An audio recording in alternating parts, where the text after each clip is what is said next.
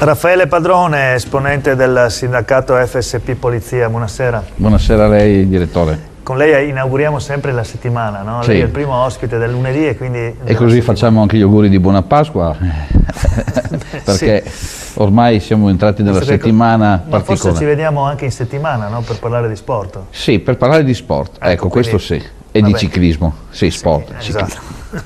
Senta, allora, intanto domani si celebra il 170esimo...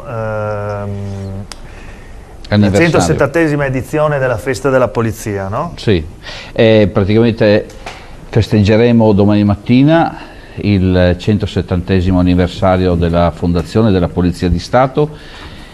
Bisogna tornare indietro di qualche anno, quindi siamo al 1852, nasce il corpo non della Polizia di Stato, ma il corpo delle guardie di pubblica sicurezza, che era nato chiaramente in quel periodo, subito dopo la prima guerra di indipendenza, a salvaguardia di tutte quelle situazioni un po' particolari che aveva lasciato questa guerra.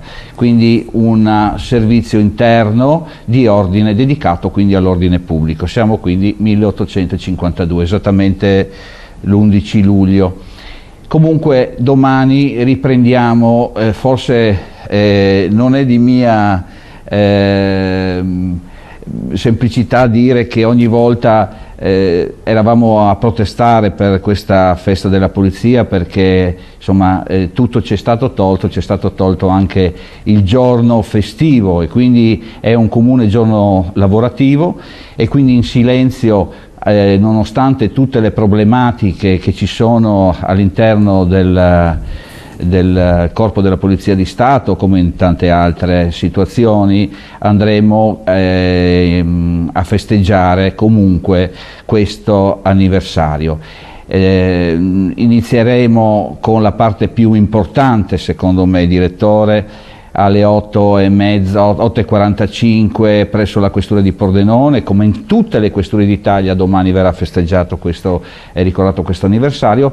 Si inizierà con la deposizione ai ceppi ai caduti della polizia, uomini e donne della Polizia di Stato, che ripeto Tanto stanno scorrendo le immagini di sì, questo ecco, vedo le immagini. Questo è un video che è stato appunto fatto a Roma proprio nella giornata di ieri, e quindi che accompagnerà il nostro anniversario. Dicevo, 2 anni di pandemia, 2 anni praticamente con la solita e sola cerimonia di deposizione ai caduti, che ripeto è la fase più importante. Domani poi, a seguire, dopo la cerimonia della deposizione della corona, ci sarà la festa, tra virgolette, lasciatemi passare questa parola, perché ripeto non la voglio vedere in chiave polemica. Dopo 2 anni riprendiamo a trovarci di presenza tutti quanti, quindi non direi proprio di parlare questa sera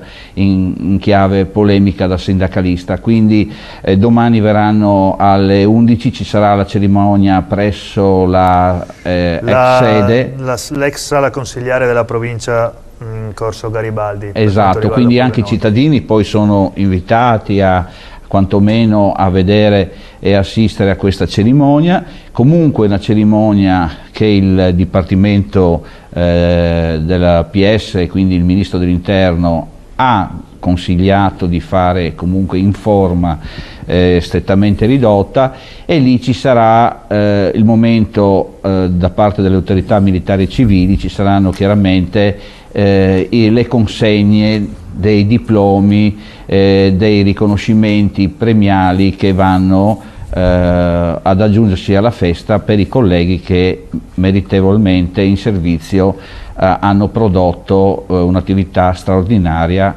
e quindi bravi, lo dico già adesso, bravi colleghi che porteranno a casa il loro quadretto, come chiamo io.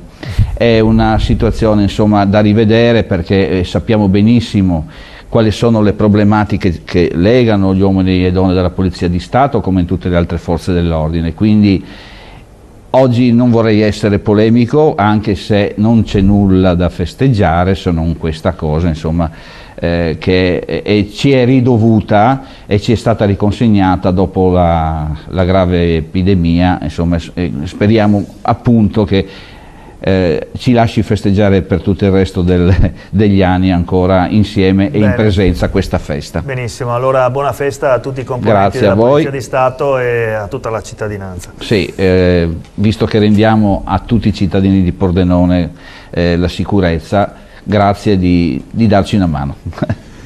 E grazie a lei Raffaele Padrone, l'aspettiamo appunto in settimana per parlare di ciclismo. Grazie. Allora, ci arriva una nota anche dal Comune di Pordenone relativa sempre alla festa di domani, che si terrà appunto nella ex sala consigliare della provincia in Corso Garibaldi, per consentire l'afflusso e la sosta delle auto di servizio delle autorità partecipanti. Dalle 8 alle 13 sarà istituito il divieto di sosta in Largo San Giorgio su tutti gli stalli dell'area del parcheggio circoscritta tra l'intersezione di Largo San Giorgio, via Brusafiera e l'accesso a via Torricella, e in via Beato Dorico negli stalli adiacenti la chiesa.